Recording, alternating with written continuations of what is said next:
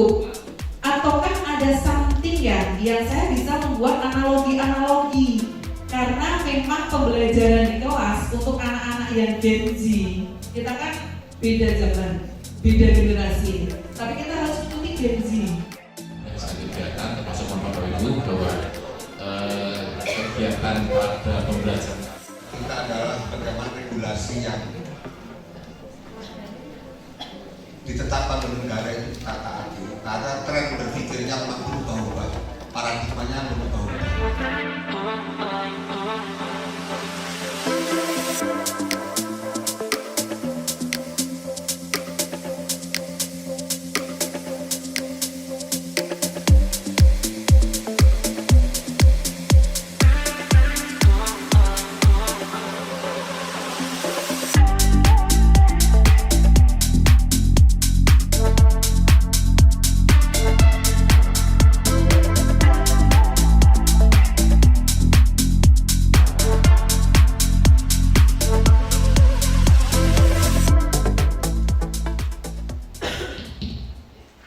Terima kasih Bu Husni.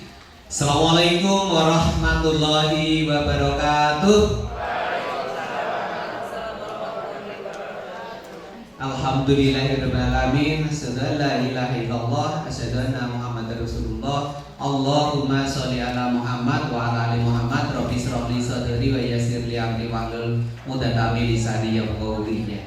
Saya hormati Bapak Kepala MAN Karanganyar, Wakil Kepala Sekolah. Ini kan menyanggupi sahabat saya ya. Tiba-tiba malam Rabu, waktu kajian ini ditelepon sama Mas Fuad.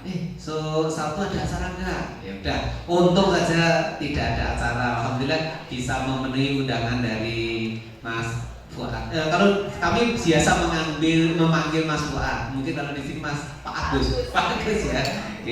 Bukan Pak Muhammad ya.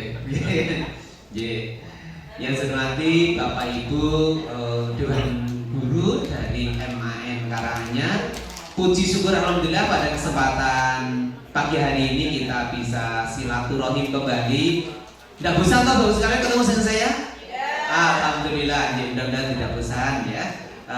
Kalau kemarin yang terakhir, pertemuan kita yang terakhir di MAN sebelah sana itu ya, ini dengan di sana itu bedanya tadi. Ini MAN sama ya, MAN yang lama yang di sebelah sana. Kita sudah mendiskusikan tentang pembelajaran mendalam ya. Kalau tidak salah kemarin dengan Pak Wardi.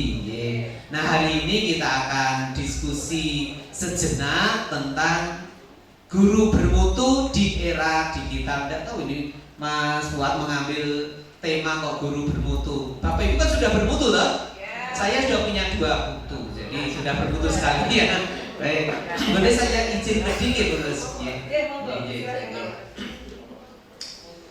Bapak Ibu yang saya hormati, berbicara tentang mutu atau kualitas guru dalam melakukan pembelajaran ya, kita kan kalau dulu di Kementerian Pendidikan Kebudayaan itu ada lembaga penjamin mutu pendidikan LPMP.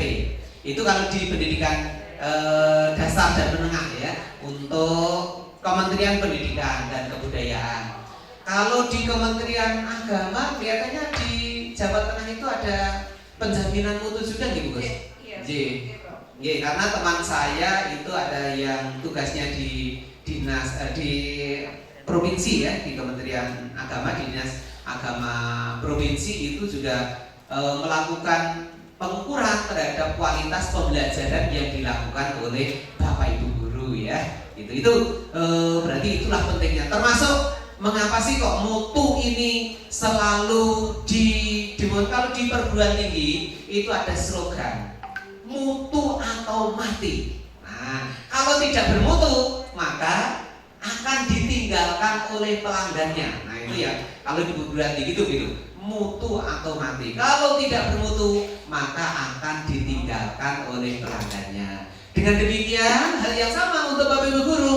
Kalau Bapak Ibu guru ini menjadi guru yang bermutu, itu seperti kalau Bapak sekalian pernah melihat film Laskar Pelangi. Ada yang pernah lihat? Pernah ya, semuanya pernah lihat atau ada yang belum pernah lihat? Ya, anak-anak muda kadang-kadang generasinya dari generasi Z kadang-kadang belum melihat film Laskar Pelangi itu ya. Di film Laskar Pelangi itu ada satu contoh model guru yang luar biasa. Kepala sekolah namanya Pak Farhan ya, gitu. Nah itu memberikan contoh bagaimana cara melakukan pembelajaran yang sangat menarik. Meskipun muridnya itu hanya 7 gelintir ya, 7 orang murid, tetapi ternyata mampu bersaing dengan murid dari sekolah negeri, sekolah perusahaan, dari perusahaan tambang timah ya, yang ada di Belitung ya. Itu luar biasa itu contoh bagaimana seorang guru yang bermutu, yang berkualitas. Jadi guru yang bermutu atau berkualitas itu bukan tidak harus guru dari sekolah yang sangat hebat ya, tetapi dari sekolah yang biasa pun bisa dihasilkan oleh guru yang bermutu, di mana guru yang berkualitas itu mesti akan ditunggu kehadirannya oleh murid-murid kita, oleh anak kita. Nah sekarang coba kita introspeksi, apakah kehadiran kita di kelas itu ditunggu oleh murid-murid kita, oleh siswa-siswa kita, atau wah kalau kita tidak hadir mereka bersorak-sorak. Ya, ini coba kita introspeksi. Kehadiran kita di kelas itu ditunggu, diharapkan oleh mereka atau tidak diharapkan oleh mereka, oleh anak-anak kita. Kita bisa introspeksi sendiri. Jadi ada, kalau dulu ada istilah guru wajib, seperti hukum-hukum saja, wajib, sunnah, ya, makruh, bahkan haram. Ada istilah seperti itu. Ketika guru itu tidak diharapkan oleh siswa, kehadirannya tidak diharapkan oleh siswa di kelas, oh berarti kita harus introspeksi. Jangan-jangan kita termasuk guru makruh, apalagi jadi guru haram ya. Ini yang harus kita hindari ya. Kita berharap menjadi guru wajib yang kehadiran kita seperti di film Laskar Pelangi, menjadi guru yang diharapkan kehadirannya oleh siswa-siswa kita di kelas. Nah ini yang perlu kita siapkan ya. Baik Bapak Ibu.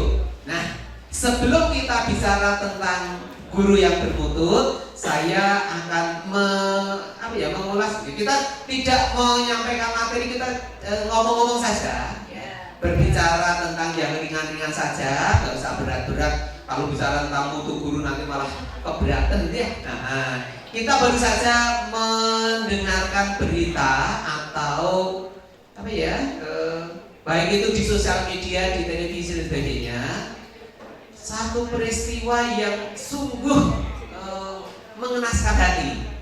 Apa itu? Banjir di Sumatera. Pernah lihat ini videonya? Entah itu lewat berita di televisi, TikTok, YouTube. Ada yang pernah lihat? Atau kalau itu muncul di TikTok langsung di geser-geser gitu? Tidak tega melihat ya. Ibu, ini masih muda sekali. Ini panggil ibu ke rumah atas ya. Tapi karena jadi di muda jadi dipanggil ibu juga ya. Nah, ibu nama siapa Bu? Bu Suryanti. Ngajar di sini mulai kapan? 2023, berarti sudah hampir 3 tahun ya, 2 tahun lebih. Guru mata pelajaran apa? Fikih ya, fikih luar biasa. Tapi punya TikTok kan? Enggak.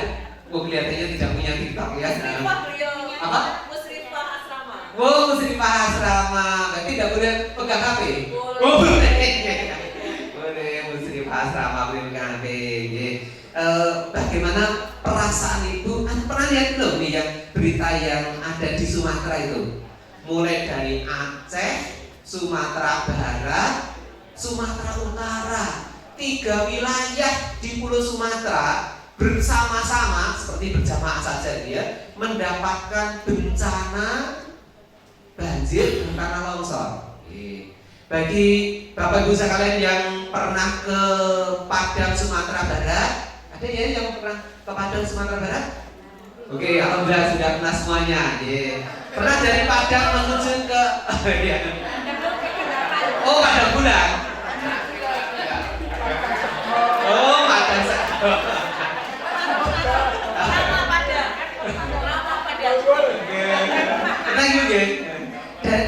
Padang hanya kota Padang saja atau menuju ke Bukit Tinggi ke Bukit Tinggi ya. Kalau dari kota Padang ke Bukit Tinggi itu kan melalui Jalan Durakelo. Kemudian di daerah apa saya jadi lupa namanya ya. Itu kan ada air terjun seperti Gerujukan Sewu ya. Kalau dari Padang ke arah Bukit Tinggi itu di kiri jalan.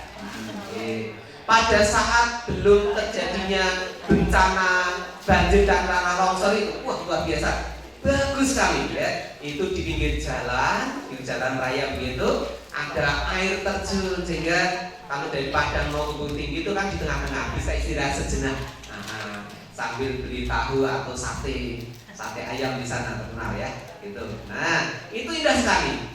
Tapi pada saat terjadi bencana kemarin, wah luar biasa. Yang keluar adalah air dan lumpur. Jadi warnanya itu dan jalannya itu sampai tidak bisa dilalui ya. Itu kalau saya lihatnya dari video saja.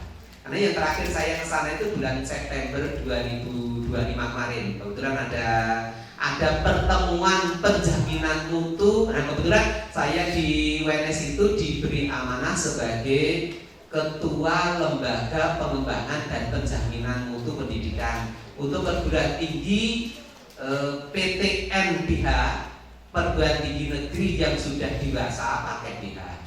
Badan hukum maksudnya ya. Badan hukum itu di Indonesia ada 23 perguruan tinggi badan hukum itu ada ikatannya, itu ada persatuannya. Kemudian kita bersama-sama membangun mutu yang standar untuk perguruan tinggi badan hukum ya, seperti UGM, ITB, UNER itu kan perguruan tinggi yang badan hukum, termasuk WNS ya, itu perguruan tinggi badan hukum. Nah ketika di sana yang melihat tadi ya, itu indah sekali gitu. Nah melihat dari bencana itu ya, kalau saya melihat dari video itu, wih dulu indah seperti itu, sekarang kok yang mengalir bukannya air yang jernih gitu ya, dingin gitu, tetapi tanah campur lumpur ya, dan batu-batuan. Kalau saya lihat dari videonya begitu. Sebagai guru profesional di sini yang memiliki kompetensinya ada berapa ya? Seluruh guru profesional 4. Kompetensi kepribadian dan sikap, kemudian pedagogi, terus profesional ya. Jadi 4 kompetensi kepribadian, kompetensi sosial, kompetensi pedagogi, dan kompetensi profesional. Kompetensi pedagogi berkaitan dengan apa? Kemampuan guru dalam melakukan proses pembelajaran. Kompetensi profesional berkaitan dengan apa? Penguasaan substansi materi ya, penguasaan substansi materi. Nah, Bapak Ibu sekalian pernah mendengar istilah pembelajaran mendalam loh? Nah, pembelajaran mendalam. Kalau Bapak Ibu sekalian melakukan pembelajaran dengan menerapkan pembelajaran mendalam di kelas, berarti kompetensi apa yang dikembangkan Bapak Ibu sekalian? Pedagogi atau profesional atau sosial? Pedagoginya. Kompetensi pedagogi itu sekalian yang dikembangkan. Makanya dalam pembelajaran termasuk pembelajaran mendalam, seorang guru profesional, guru yang bermutu harus selalu mengupdate cara melakukan pembelajarannya ya.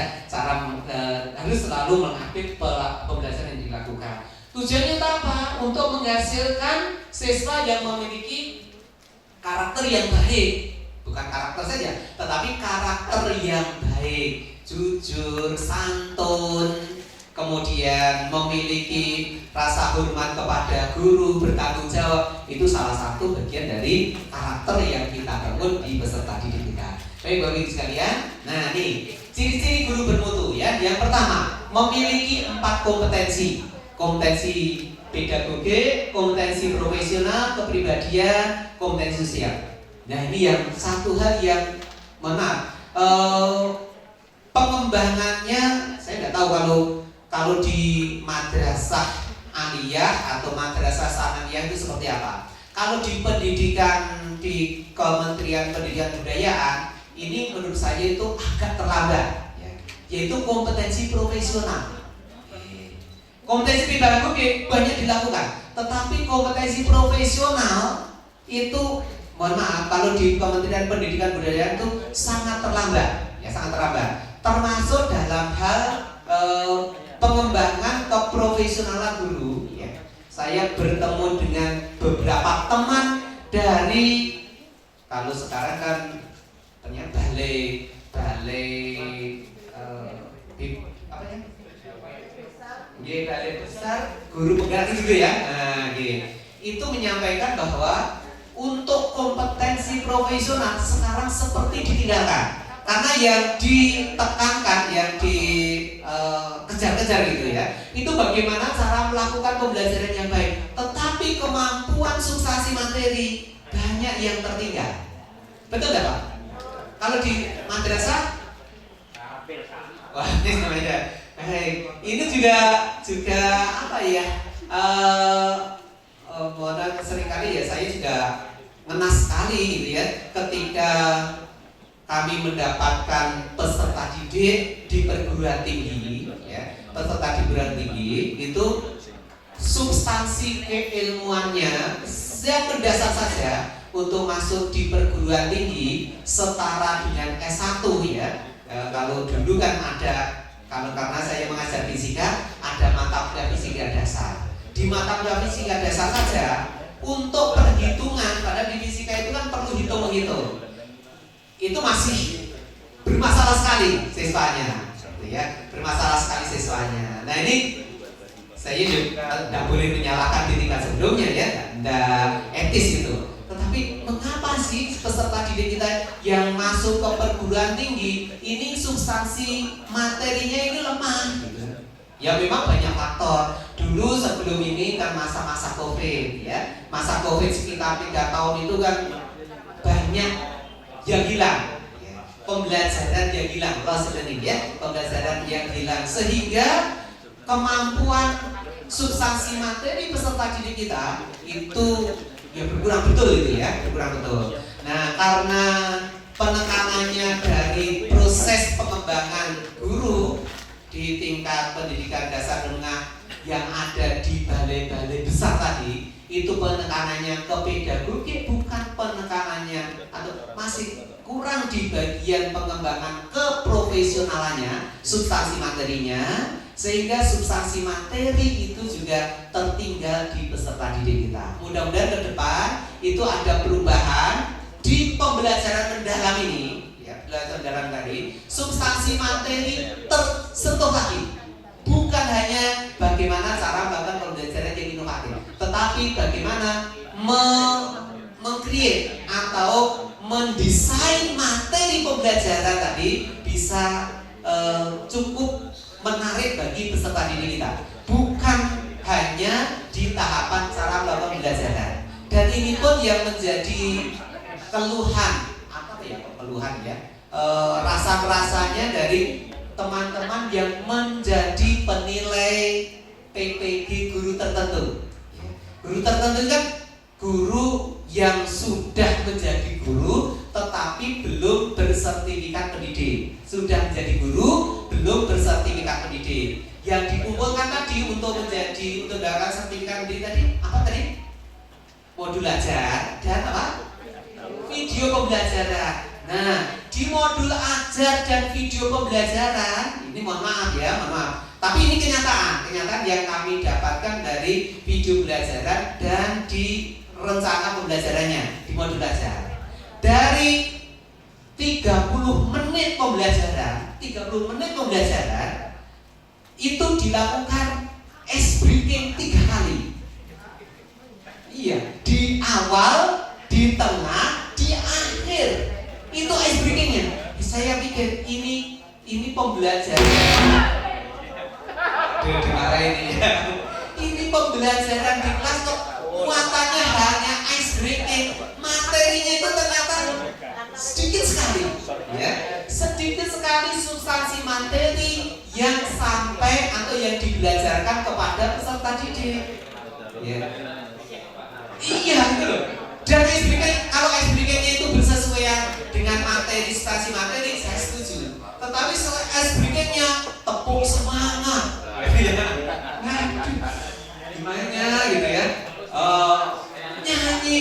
betul. Itu.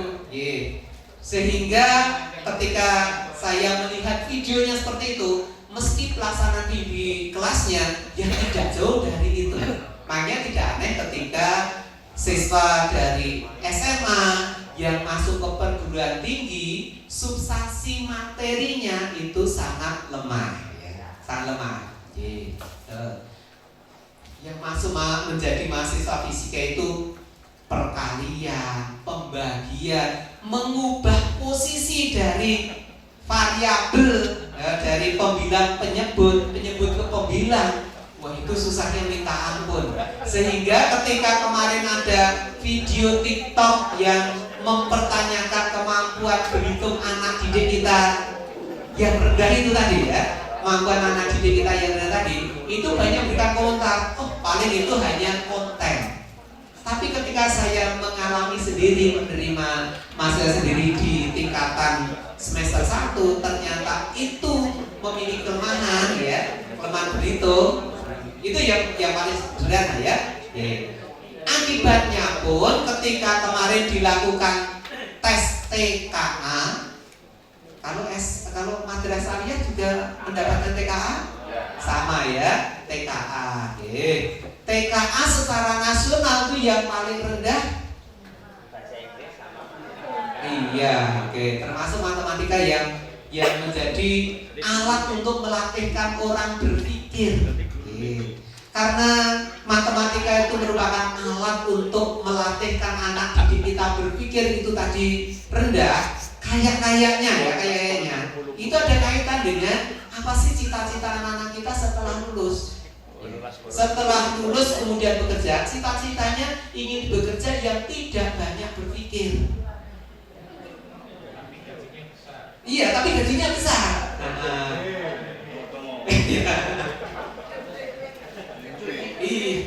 Ini, lah kalau matematika itu ditinggalkan, pada itu kan latihan anak untuk berpikir.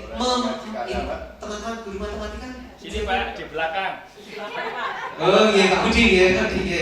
Itu kan penuh strategi bagaimana cara menghitung, cara kelihatannya membuat lebih luas, tapi hasilnya menjadi lebih ringkas, itu ya.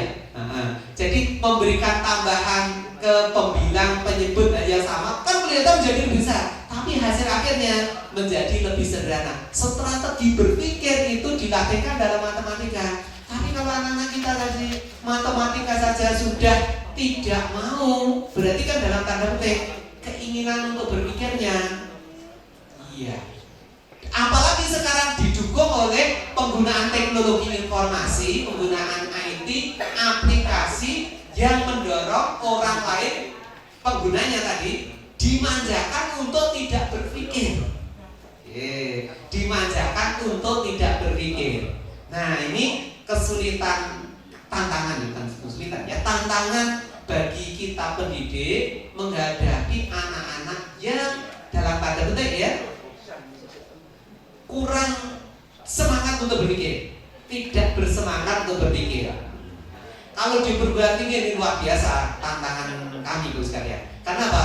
Mahasiswa itu ketika diminta untuk mengerjakan sesuatu, kalau kita tidak pinter-pinter mengelola, mengukur kemampuan berpikirnya, maka yang mengerjakan bukannya anak didik kita. Iya, betul. Itu tantangannya. Tantangannya ya, tantangannya luar biasa. Dimanjakan untuk tidak berpikir, hanya tadi memasukkan kata-kata kunci, kemudian nanti akan keluar hasilnya. Membuat PPT, oh kelihatannya bagus, cepet gitu ya, tetapi yang mengerjakan ternyata disuruh membuat artikel, udah memasukkan permintaannya ke dalam AI. Kalau AI-nya tadi yang profesional, yang berbayar itu ya, yang tidak gratisan ya, yang berbayar gitu. Apalagi kalau anak-anak sekarang kan dengan ikhlasnya ya untuk membayar tadi alat-alat yang membantu untuk menyelesaikan pekerjaan tadi, maka hasilnya ya hampir sempurna. Nah, ketika hasilnya sempurna, maka Bapak Ibu penilai itu mestinya harus mengecek tentang kebenaran informasi atau yang disampaikan oleh anak didik kita. Anak didik kita itu menjadi Ini cerita aja ya, cerita dulu sekalian. Mahasiswa saya itu mengeluh dan hancur-hancuran ketika diminta untuk mengerjakan soal itu dengan cara tertulis. Kembali lagi ke zaman kuno ya, diberikan soal tes dikerjakan dengan tertulis ya, dengan menggunakan buku cetak sudah ya. Kalau buka internet, buka HP tidak boleh. Tapi kalau kalian memiliki buku cetak, silakan buku cetak dibuka. Open book ya, soalnya open book dari buku itu sendiri. Kemudian disuruh mengerjakan dengan cara tertulis. Wah, kemarin itu hancur-hancuran ya. Dari skala 100 yang paling tinggi untuk mata kuliah saya itu hanya 40. Iya.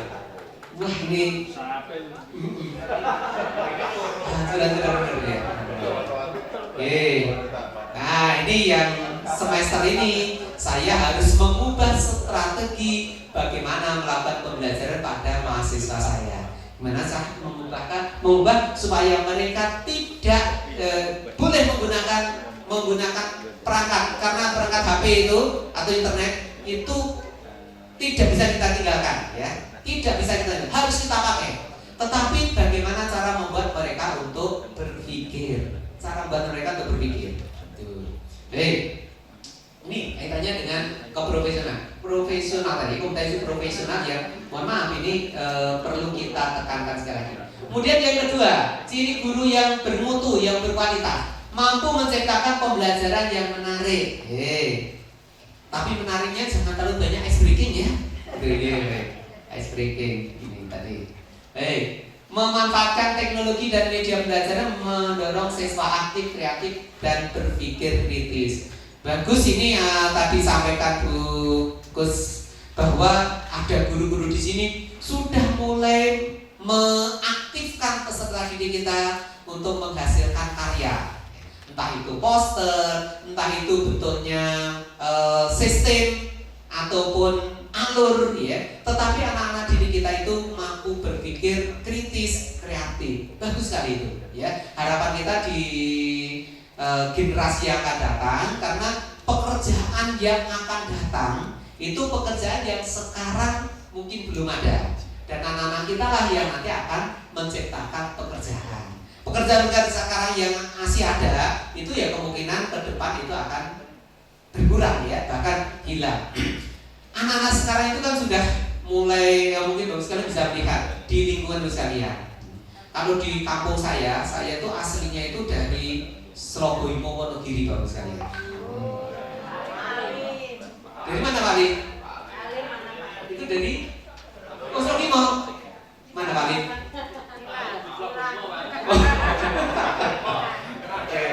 Oh, dari Selogoimo sih ya. Bagaimana? Karonan. Oh, daerah situ. Oh, mata. Wah, itu termasuk kota.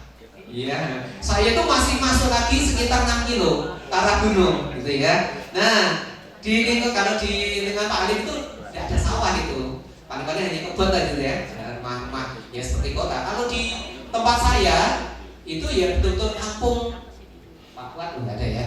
Yang pernah ke sana, rumah saya itu ya di pinggir sawah dan lingkungan memang pekerjaan utamanya adalah bertani. Repotnya sekarang, anak-anak muda sekarang itu sudah tidak ada lagi yang mau bertani. Bahkan ponakan saya sendiri itu tidak mau lagi ke sawah. Wah, saya minta ampun ya. Nah, sekarang siapa yang mengerjakan sawah? Iya, ternyata tinggal yang sudah seusia saya, yang sudah ngangkat patul aja berat. Nah, ke depan siapa yang akan mengerjakan sawah-sawah itu? Ini jadi pertanyaan. Nah, andai kata ini AI ataupun internet dapat digunakan, tapi kalau sawah di tempat saya itu ya susah kalau pakai internet dong. Sawahnya naik turunnya itu perengannya, galengannya tadi ya, tampingannya tadi paling udah segini ya. Sehingga kalau pakai traktor tuh ya kosong banget malahan. Ya, ya susah untuk memakai mekanisasi. Dan kalau daerahnya datar seperti Sukoharjo itu enak, masih bisa mekanisasi pertanian. Tapi kalau daerah lereng bukit begitu nggak susah. Nah ini yang ke depan kalau itu tidak dilatihkan peserta didik kita tadi untuk aktif dan kreatif bagaimana cara mengolah sawah, pasti akan bro. Ya, betul ya bro. Ya, tidak tergarap, ya, tidak tergarap, terus tidak produktif lagi. Nih, berikutnya, ciri guru profesional memiliki sikap profesional, bertanggung jawab, disiplin, jujur, terus mengembangkan diri melalui pelatihan dan belajar sepanjang hayat. Ini yang terakhir ini, ya, Bapak Ibu, saya yakin di antara sekalian itu sudah banyak makan asam dan garam, makanya kecut dan asin. Sudah banyak pengalaman. Namun demikian, ya, sekarang ini perubahannya itu cepat sekali. Perubahan yang ada di lingkungan kita itu cepat sekali. Perubahan di kehidupan kita itu cepat sekali. Kita tidak perlu malu-malu untuk belajar kepada yang lebih muda. Tidak harus pindah gigi, ya. Tidak perlu malu-malu untuk bertanya kepada orang lain, untuk belajar dari orang lain. Bagaimana cara menggunakan teknologi informasi, bagaimana cara membuat soal supaya anak didik kita itu tertarik dengan pembelajaran kita. Bu Sultani masih berapa tahun, Bu? Ya. Tetapi masih semangat untuk berkembang, ya, Bu, ya. Belajar menggunakan misalnya ini kan sudah biasa. Bapak sekarang punya akun di Quizzes? Ada, ya. Akunnya akun profesional atau akun free, ya, dari Belajar ID. Oke, akun dari Belajar ID. Sudah berapa sering itu dipakai untuk melakukan pembelajaran? Sering, Ibu, ya? Sering, ya. Nah, ini tolong nanti ditularkan kepada teman yang lain. Bapak Ibu guru yang lain juga belajar dari Bapak Ibu yang mudah memiliki kemampuan untuk menggunakan Quizzes untuk membuat instrumen tes, ya, atau instrumen survei misalnya. Silakan menggunakan Quizzes. Atau yang punya Mentimeter, ada enggak? Ada. Itu juga dari Belajar ID itunya. Bisa toh dari Belajar ID? Aku enggak toh? Ya, gratis. Kalau gratis nggak bisa gitu, ya. Baik, ya, harus berbayar, gitu, ya. Baik, oke. Jadi kita harus berani belajar dan mengembangkan diri. Nah, Bapak Ibu kami saat ini, ya, yang ketiga menjadi teladan, guru yang perilaku jadi contoh bagi siswa baik dalam ucapan, sikap maupun perbuatannya. Bapak Ibu, ini kalau kita ingin mengembangkan diri kita, ya, di sekolah madrasah yang negeri Karanganyar ini, saling berbagi pengalaman mengajar. Ini menurut saya kok, ini sudah berapa sering di sini berbagi pengalaman mengajar antara guru satu dengan guru yang lain? Sering, ya? Seberapa sering Bapak sekalian membuka kelas untuk diamati oleh teman guru? Pak Budi, berapa kali membuka kelas diamati oleh teman guru yang lain? Sekali, ya. Oleh kepala sekolah atau oleh 5 orang guru atau 10 guru gitu? Nah, harapan saya kalau kita ingin menjadi guru yang bermutu, yang profesional, marilah kita bersama-sama membuka kelas untuk diamati orang, atau teman guru lain membuka kelas, kita masuk untuk mengamati pembelajaran yang dilakukan oleh teman. Belajar dari teman, pembelajaran yang dilakukan oleh teman. Namanya, apa dulu namanya? Lesson study, ya, lesson study. Jadi lesson study itu bukan pengetahuan, tetapi action, aksi. Kalau tidak ada aksi, maka ya tidak ada lesson study, ya. Tidak ada aksi, tidak ada lesson study. Jadi saya menyarankan bos sekalian, ya, membuka kelas, berbagi pengalaman mengajar, jangan diceritakan, tetapi ditunjukkan ketika melakukan pembelajaran di kelas. Bukalah kelas, kelasnya di open, ya, kelasnya dibuka, guru yang lain masuk mengamati apa yang dilakukan oleh salah satu guru yang mengajar di kelas tersebut. Open lesson. Saya berharap budaya ini bisa tumbuh di Karanganyar, ya, Karanganyar. Saya itu mendampingi banyak sekolah di SMA Mojolaban, ya, kemudian SMA 3 Solo, kemudian kemarin di SMP nanti yang dekatnya SMA 6 Surakarta itu, jangan lupa SMP-nya, SMP 20 berapa itu ya, itu juga melakukan lesson study. Jadi satu guru melakukan pembelajaran di kelas sesuai dengan jadwalnya, sesuai dengan materinya, lalu teman-teman guru yang lain ikut hadir di kelas tersebut mengamati guru dan siswa yang belajar. Oke. Selesai pembelajaran, lalu nanti dioncai bersama-sama. Tidak boleh mengkritik guru yang mengajar, tidak boleh menyalahkan guru yang sedang praktek mengajar tadi. Yang bolehnya apa? Memberikan komentar terhadap apa yang dilakukan oleh siswa. Dan kembali lagi nanti dikembalikan dari diri sendiri. Kalau saya menjumpai anak ini yang belajarnya hanya udah seperti ini, pengalaman saya adalah saya beginikan siswanya, ya, saya berikan tugas ini. Nah itu tolong dibagi dengan teman yang lain. Itulah lesson study. Jadi lesson study itu bukan PPL, bukan micro teaching, tetapi belajar bersama dari pembelajaran yang dilakukan oleh teman yang lain. Itu tadi supaya tadi Pak yang tadi ya, yang selalu belajar belajar sepanjang hayat. Ini ciri-ciri guru yang bermutu. Nah, bagaimana supaya guru, karena kita sudah ada di era teknologi informasi, era TI, era digital. Bagaimana menjadi guru profesional atau guru bermutu di era digital? Baik, yang pertama ini, Bapak Ibu pasti memiliki laptop, HP, tab, apa lagi Pak? Ya, Ibu, selain tab ada HP. Ayo, apa lagi Bu? Laptop, paling tidak ya, HP, tab, laptop. Dia sudah ceritakan Bu, masing-masing digunakan tak apa. Silakan Bu. Ada 3 ya, HP, tab, laptop.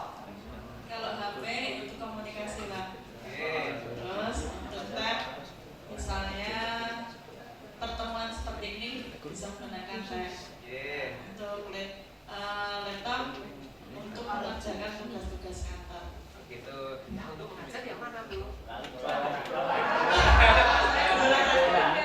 Kalau olahraga kan bisa juga. Kalau sekarang saya lihat, kalau sekalian lihat Liga Voli ya. Nah, Liga Voli itu kan si pelatihnya kan selalu pegang. Gitu ya, menunjukkan kepada pemain-pemainnya ini ada di sana loh, kan tinggal geser saja. Nah, pelatih sepak bola, manajer ya, manajernya tadi, official gitu ya. Ketika di pertandingan dia mengarahkan pemainnya kan hanya tunjuk-tunjuk saja ya.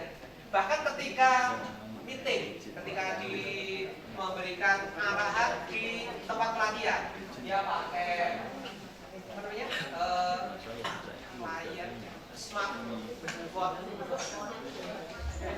Itu kan digunakan, kayak gitu saja.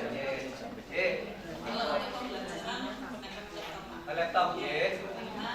ada materi yang menggunakan dari Itu, oke. Terima kasih Bu Wahyu ya, Bu Wahyu. Ya. Punya 3, HP, tab, laptop. HP digunakan untuk komunikasi. Kalau belanja pakai apa Bu? Oke, baik. E-bankingnya di mana Bu? HP. Artinya HP jadi digunakan untuk e-banking, untuk belanja, untuk komunikasi. Itu belajar juga ya. Itu belajar juga ketika nonton saku gitu ya. Kalau ngaji pakai yang mana Bu? HP. Baik, ngaji pakai HP. Sehingga bagus sekalian bisa menggunakan perangkat-perangkat tadi untuk kepentingan tertentu. Yang yang lebih simple, itulah yang akan kita pakai. Dari ketiganya tadi, HP, laptop, tab, ada koneksinya Bu? Berkoneksi nggak? Maksudnya gitu ya. Berkoneksi nggak antara HP ke tab, tab ke laptop? Ya, nanti kita bisa belajar di situ. Tetap nanti di literasi di sini. Jadi mampu menggunakan perangkat. Ketika kita punya HP, ya, HP Bapak sekalian sudah pernah dikonekkan dengan, nah kali ini ya, misalnya nih, LCD ini, sudah bisa dikonekkan ke LCD. Nah, ini bisa kita pelajari di situ. Bisa tuh Mas ya? Laptop sekalian semuanya sudah bisa koneksi ke LCD. Ada yang belum bisa koneksikan laptop ke LCD tanpa kabel. Ini tadi kan koneksinya tanpa kabel ya? Tugas ya? Tanpa kabel. Sudah bisa semuanya? Nah, kalau ada yang belum bisa, silahkan nanti belajar bersama. Tadi diajari sama IT-nya siapa tadi? Mas Yusuf. Nanti dia diajari Mas Yusuf bagaimana cara mengkoneksikan antara HP ke LCD, tab ke LCD, laptop ke LCD. Supaya apa? Kalau kita mau melakukan pembelajaran itu menjadi lebih mudah, lebih nyaman, lebih lancar. HP Bapak sekalian sudah koneksi dengan TV Bapak sekalian belum? Udah. Pakai mirroring bisa gitu ya. Nah, yang anak-anak muda ini udah bisa. Sekarang tolong berbagi dengan yang senior. Anak-anak muda yang sudah punya pengalaman tadi berbagi pengalaman dengan yang senior. Jadi literasi nih, literasi digital, mampu menggunakan perangkat. Yang kedua, platform yang dipakai oleh Bapak sekalian. Platform untuk belanja tadi bisa pakai Shopee ya, pakai Tokopedia. Platform untuk perbankan Bapak sekalian. Ini gajinya lewat bank apa? Bank. Semuanya mesti pakai Bima. Ada yang belum punya Bima? Kadang-kadang ada yang takut dengan penggunaan itu ya. Asalkan Bapak sekalian tidak mudah seringkali kan orang menipu itu kan minta PIN ya. Nah, minta PIN. Bapak Ibu kalau ada yang minta PIN, pokoknya langsung ditutup. Yang penting itu. Pokoknya tidak disetujui, tidak ditanggapi kalau ada yang minta PIN. Punya Bima. Kalau tadi yang perbankan sudah, belanja sudah, sekarang untuk mengajar. Platform apa yang Bapak Ibu pakai untuk mengajar? Ini Ibu, Pak Adi ngajar nama Pak? PJOK. Platform apa yang dipakai untuk mengajar di kelas? Nggak pernah ada pembelajar di kelas? Ada. Ya. Oke, baik. Dari YouTube ambilnya? Oh gitu ya. Akan lebih baik kalau kita bisa memanfaatkan tadi, mengkoneksikan YouTube-nya tadi ke Learning Management System ya, platform Learning Management System. Sehingga pembelajaran yang kita lakukan itu bisa, kalau sekarang istilahnya flip classroom. Flip classroom. Pernah dengar ya? Flip classroom. Flip classroom itu yang gimana Bu? Kuning, gimana? Flip classroom. Pernah dengar Pak, tapi untuk pengertiannya saya agak-agak lupa. Kalau tidak salah itu kita kesimpulannya di akhir, dikasih kesimpulan dulu, kemudian baru dari itu kita breakdown jadi lebih luas. Matur kuning, tepuk tangan kuning ya. Bapak Ibu, flip classroom itu gini. Sebelum masuk kelas, ya, kita punya platform dulu, ya. Kita punya LMS dulu. Kalau di satu Karanganyar, e-learning-nya pakai apa namanya, Pak? Nama e-learning Karanganyar. Oke, baik.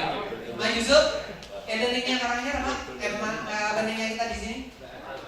Belum ada. Ini kan ibu nanti dibangun e-learning, ya. Kalau misalnya punya domain e-learning atau e-learning pribadi lah. Oke. Yang punya Google Classroom aktif siapa? Aktif ya? Dulu pada saat COVID ya. Kalau yang sekarang masih aktif? Masih ada ya? Oke. Nah, bagus sekalian. Penggunaan ini platform pembelajaran.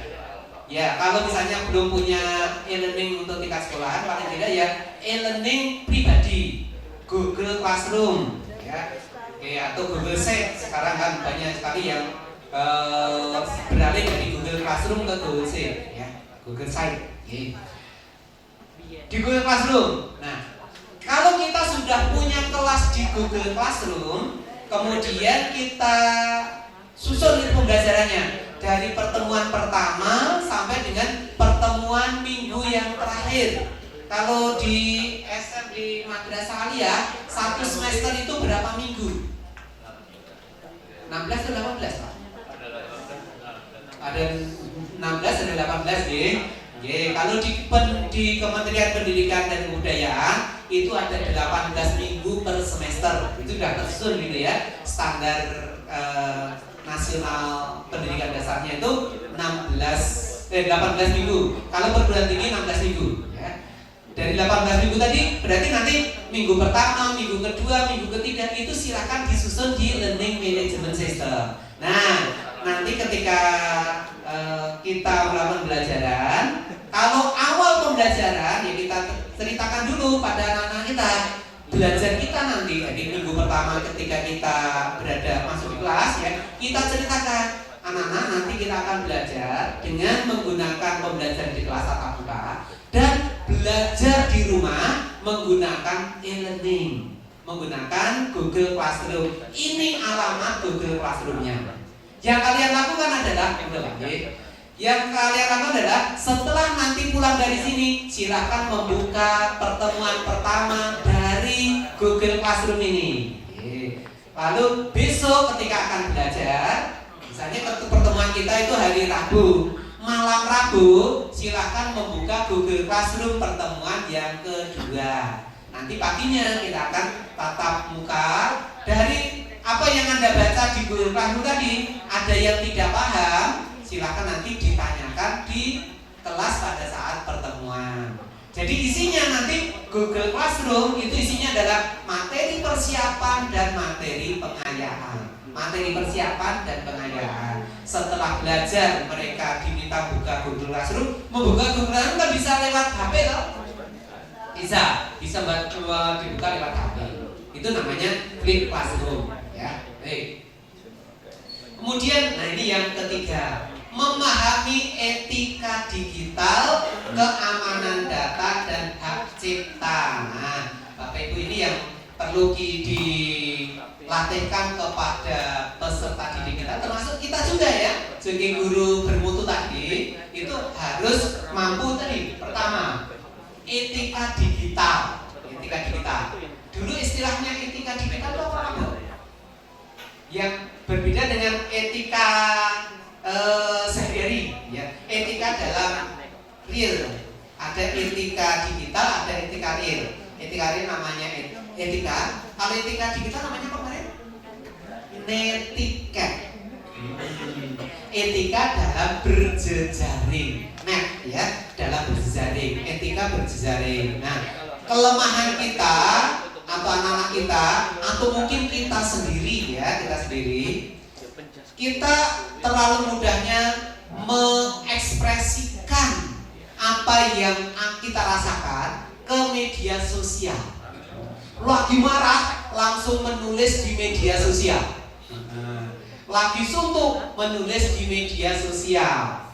Lagi bahagia menulis di media sosial. Nanti bagus sekalian sebagai guru bermutu, guru profesional bisa memilah mana yang baik untuk dilihat oleh orang, mana yang tidak baik untuk dilihat oleh orang. Marah itu perlu diketahui oleh semua orang atau tidak? Iya. Jadi kalau marah ya jangan cepet-cepet. Habis status ya. Nah, kan seringkali dalam bertetanggaan itu jadi marah tanggane langsung habis status moto karena ada mobil tetangga parkir dekat pintunya langsung bunyi lah nanti ini tadi ya. Etika digital. Jadi etika digital ya sebenarnya sama dengan etika dalam kehidupan sehari-hari. Kalau kita marah itu masih tidak disukai oleh orang, maka ketika kita marah di dunia digital pun itu juga tidak disukai oleh orang. Dan yang salah satu yang tidak ada di dunia nyata dan itu adanya di dunia maya itu adalah jejak digital tidak bisa dihapus. Jejak digital tidak bisa dihapus. Maka Bapak sekalian ketika mengupload apapun ke internet, ke media sosial harus dipikir panjang, ya, dipikir panjang. Ya. Karena Pak, jejak digital tidak bisa dihapus. Ya.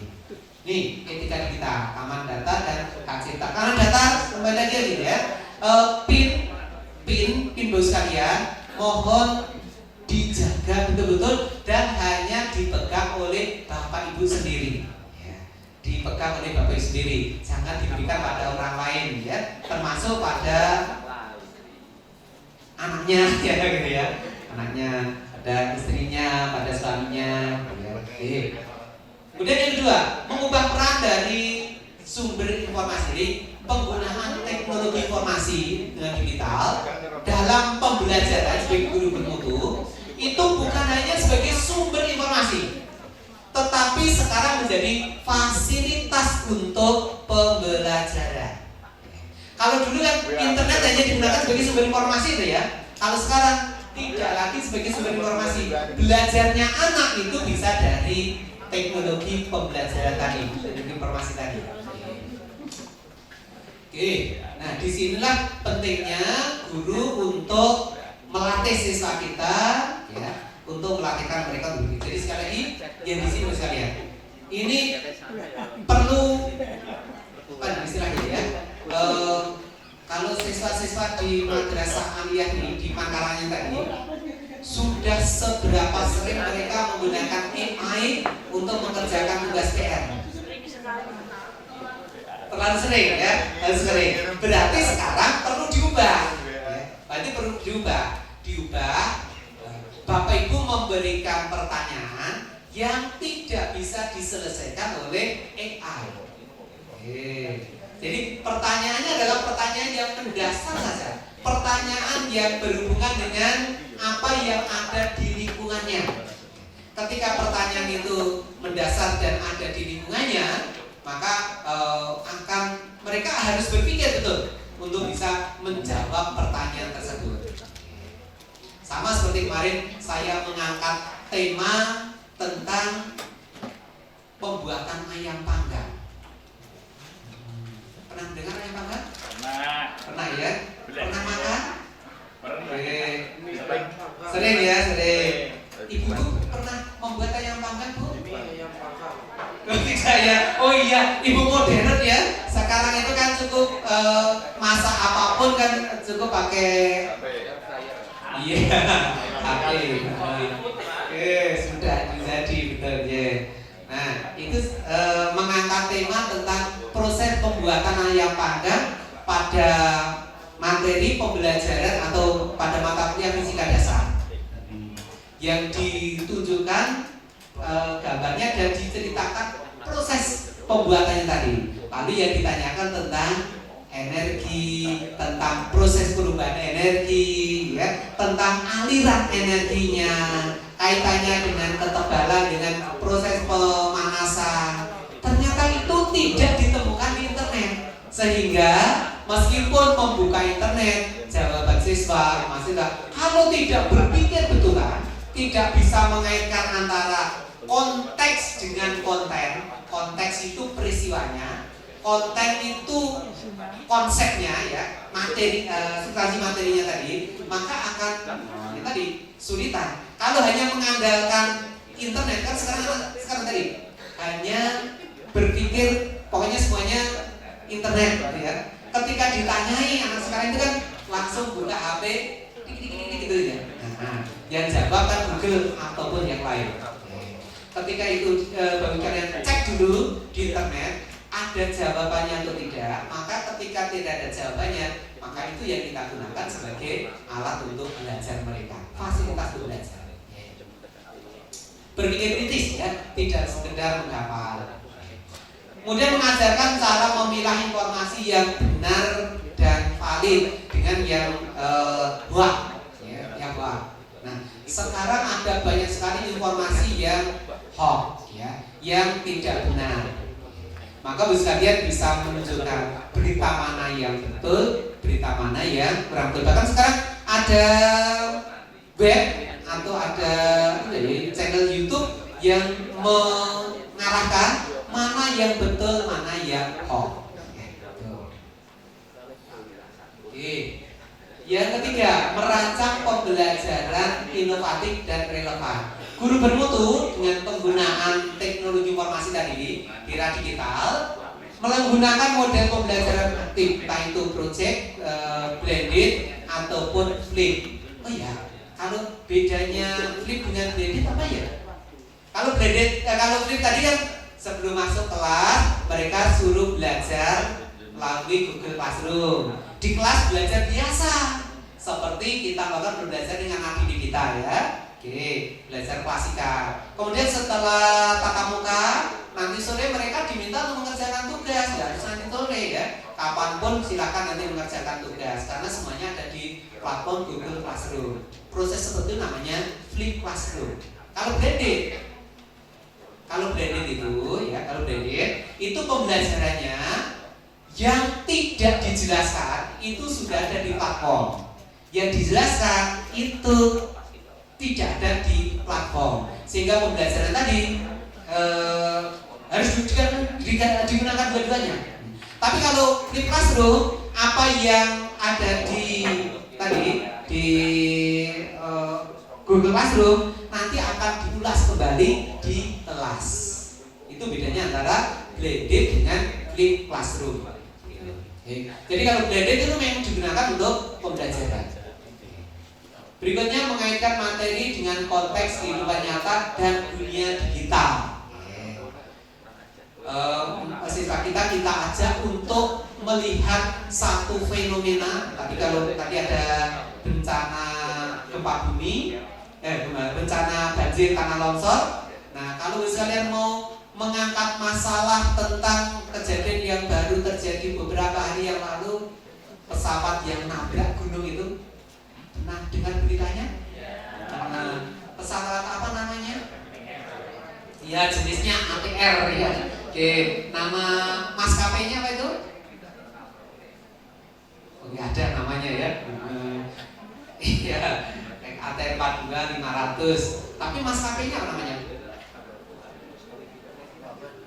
Namanya apa? Itu ada nama maskapai dong, ada pramugarinya kok. Oke.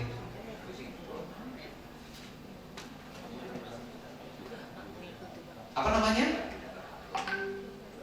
Coba di googling Indonesia apa namanya? Pakai Indonesia. Coba. Udah ketemu belum? Indonesia Air Transport. Itu maskapainya itu Indonesia Air Transport. Nah, itu bisa terus kalian angkat untuk materi belajar juga tadi sebagai konteks. Kenapa pesawat yang sudah diperintahkan untuk landing itu kok malah tidak landing, malah bablas saja. Akhirnya nabrak gunung. Salah satu sekarang yang jadi disalahkan apa di situ?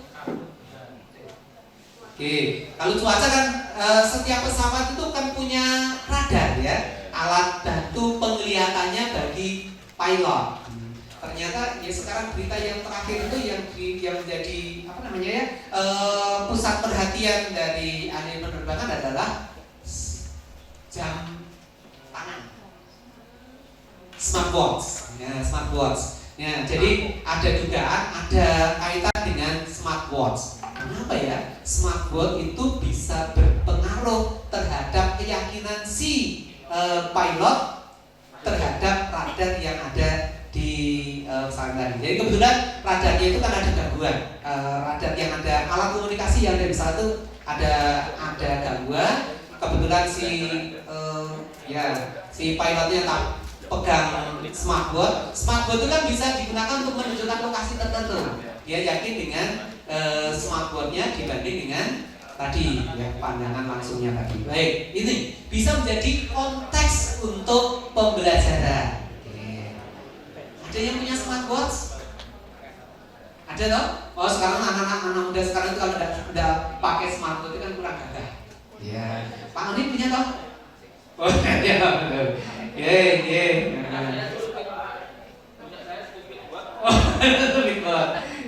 Untuk ukur tekanan darah, denyut jantung, paling kan itu ya jumlah langkah kalau olahraga. Makanya pihak keluarga ketika itu terjadi kecelakaan, pihak keluarga loh ya, klaimnya keluarga, pilotnya masih hidup. Karena apa? Smartboardnya, karena smartboard kan hubungan dengan HP hubungan dengan HP lain yang ada di rumah. Di HP-nya itu masih smartboard-nya masih hidup, masih aktif, dan itu kelihatan masih jalan. Berarti yakinannya adalah si pilotnya tadi ya, setelah kecelakaan dia selamat terus jalan, terus kita tolong untuk dicari. Padahal ya namanya smartboard maksudnya itu dalam keadaan kalau udah kecelakaan itu kan seringkali juga error. Ketika error menunjukkan posisi yang berpindah. Nah, gitu. Sekarang yang menjadi perhatian di situ konteks ya, konteks. Media yang variatif bisa video, bisa simulasi, ya animasi itu digunakan sebagai media pembelajaran. Nah, penggunaan teknologi informasi media kita tadi itu dapat digunakan untuk melatihkan siswa kita untuk berpikir kritis, kreatif. Tapi tadi ya hati-hati. Kalau kita tidak bisa memilah dan memilih substansi materinya, substansi materi untuk pembelajaran tadi, bukannya mereka berpikir kritis, tetapi mereka hanya menggunakan